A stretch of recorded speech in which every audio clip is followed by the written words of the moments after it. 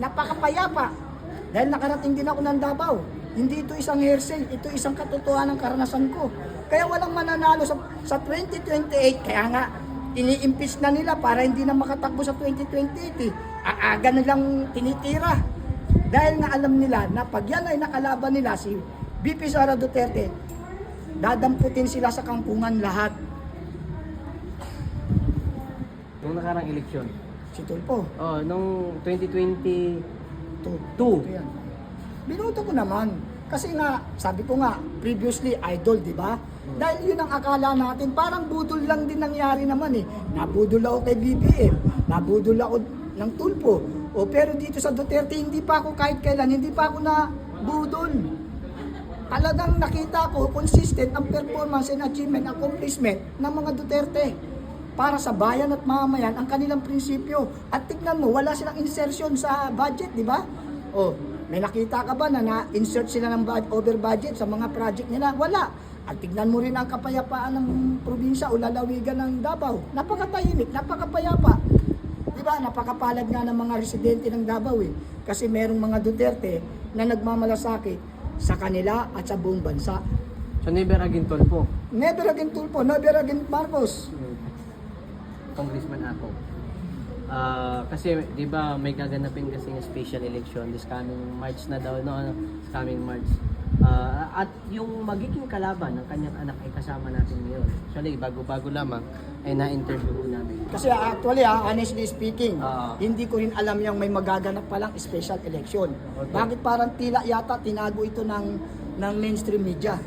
Dapat hindi nila tinatago ito eh. Kasi ang mamayan, ang boboto, dapat alam nila. Eh bakit tila yata ako mismo, updated ako sa social media, I'm a social media warrior. Pero bakit tila yata hindi ko alam yan? Ngayon, nalaman natin dito lang by surprise na meron palang special election na magaganap. O so kung meron, marami akong kamag-anak sa Antipolo, sino yung taong yan, susuportahan ko yan. Lahat ng mga kaibigan ko, lalo na sa mga kapatiran namin sa Aguila, sa Guardians, susuportahan natin yan dahil ang mga nasa lineup ng mga Duterte ay may prinsipyo at para sa bayan. Yung taong yan, yung tatakbo na yan sa Antipolo, suportahan natin. Dahil wala naman ang akop, di ba? Yung akop, wala yun. 6 feet below the ground na yung ama eh. Dahil, pero rest in peace na lang. Yung anak nga yung makakalaban, sir eh. Yung anak ang makakalaban, siyempre, kung ano ang dugo niyan, bloodline niyan, ganun din yun. Kaya tsaka hindi, mahirap na magtiwala sa mga galing sa traditional politician na hindi naman gumaganap sa kanilang mga mandato, di ba? Ano ba performance ni Akop? Di ba si Akop isa sa promotor ng Quadcom? O maganda ba yung naidulot ng Quadcom sa atin? Nagkagulo-gulo lang tayo. Tapos sila habang kumikita, ang mga mamaya naman naghihirap. Dapat ang mga politiko natin, konti lang kasi ang mga matitinong politiko natin eh. Meron tayong matitinong politiko, ilan lang sila, outnumber sila. Pero kung lahat ng mga politician natin, kung lahat ng politiko natin ay nagkakaisa para tugunan ang problema ng ating bansa at mamayan, mayaman sana ang Pilipinas.